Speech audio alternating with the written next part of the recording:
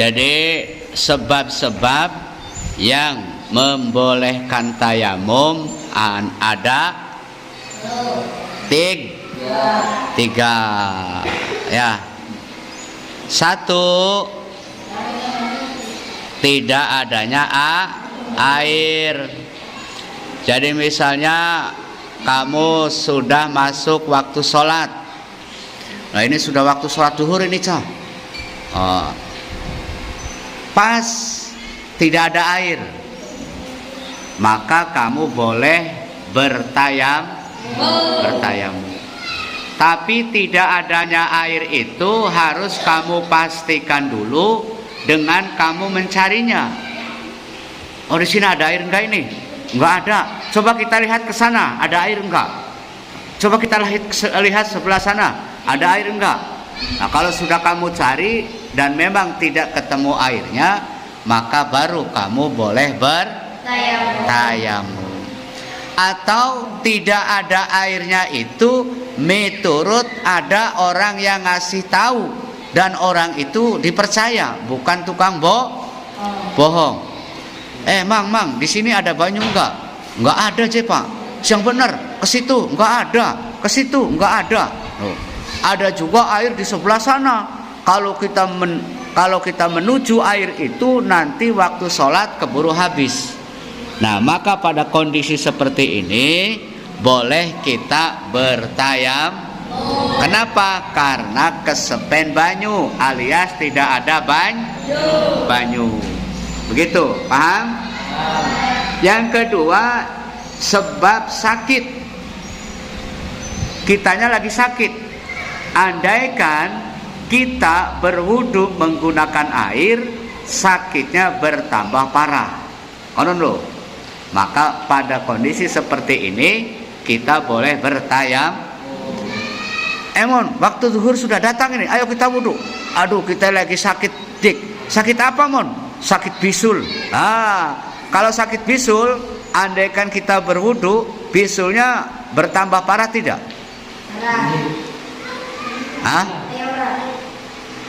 Maka kalau sakit wudun ini tidak serta-merta membolehkan kita bertayamum. Nah, yang mengatakan bahwa kalau kita menggunakan air itu penyakit kita bertambah parah itu siapa? Ya ahlinya, yaitu paham ya? Jadi yang kedua, mana-mana kita menggunakan air kok sakitnya bertambah parah menurut ahlinya, maka pada kondisi seperti ini kita boleh Yang ketiga, penyebab kita boleh bertayamum adalah adanya hewan yang mulia yang butuh terhadap air itu. Misalnya rombongan ini, ada Emon, ada Pais, ada Restu, ada Sidik, ada Apung. Dalam perjalanan tiba-tiba datang waktu duhur. Allahu Akbar, ya kan? Airnya cuman ada seember. Ayo wudu. Aduh, banyunya ada seember ini gimana? Kata rombongan yang lain, aduh saya haus ini. Kalau saya nggak minum saya lemes, bahkan saya bisa sakit, mungkin saja saya bisa mati. Nah, karena ada yang butuh terhadap air itu, maka air itu utamakan untuk minum dulu, ya kan? Lah kitanya mau sholat, ya diganti menggunakan cara tayamum. Paham? Jadi karena ada seseorang yang butuh kepada air itu dikarenakan haus, maka boleh utamakan untuk minum dulu. Nah, wudunya ya jangan pakai air, kita menggunakan tayamum. Tapi yang butuh terhadap air itu adalah yang dimuliakan. Kalau hewan yang tidak dimuliakan, walaupun butuh terhadap air itu, abaikan saja, utamakan kita dipakai untuk utamakan untuk wudu. Siapa saja yang dianggap hewan yang tidak dimuliakan? Ada 6. 1, tarikus sholat, orang yang meninggalkan sholat. Orang yang terbiasa tidak sholat. Misalnya dalam rombongan ini Emon, ada 20 orang rombongan, tiba-tiba datang waktu zuhur, banyunya ada seember. Kalau untuk wudhu, ini ada orang ini, ada si Darkim, haus pisan, aduh pengen minum Pak Emon, saya kalau nggak minum sakit ini, bahaya ini. Ternyata mandarkimnya itu tarikus sholat, ya. Orang yang terbiasa meninggalkan sholat, maka abaikan saja, utamakan untuk wudhu. Karena tarikus sholat termasuk hewan yang tidak dimuliakan. Paham?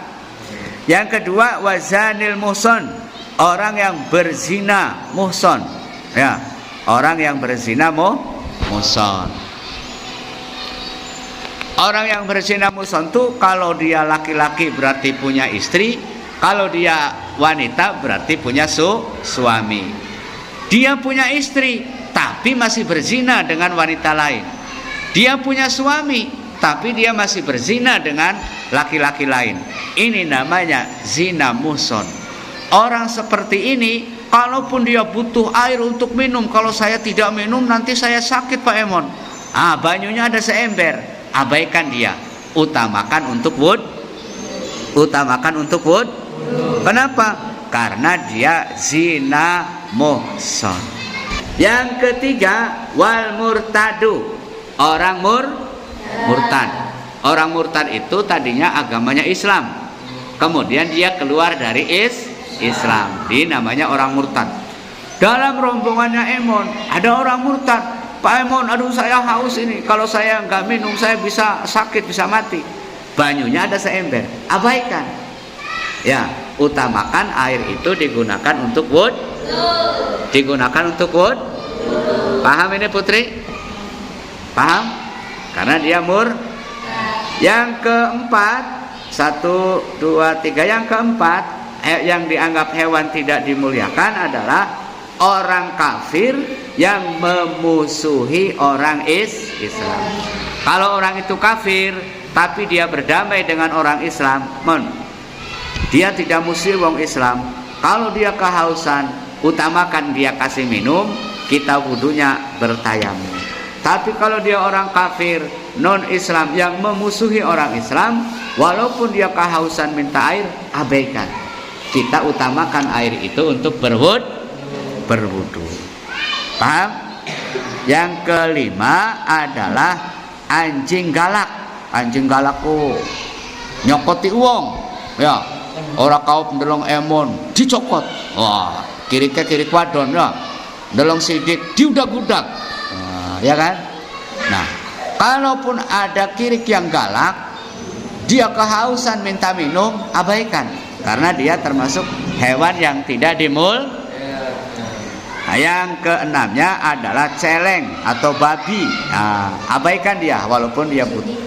Tapi kalau ada anjing, ada kucing, ada ayam, ya anjingnya tidak galak, anjingnya tuh orang galak nih uang.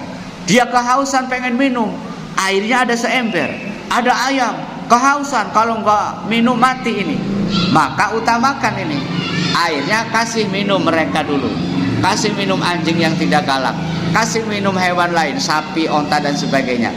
Kita wudunya diganti dengan tayamum. Paham? Ada pertanyaan?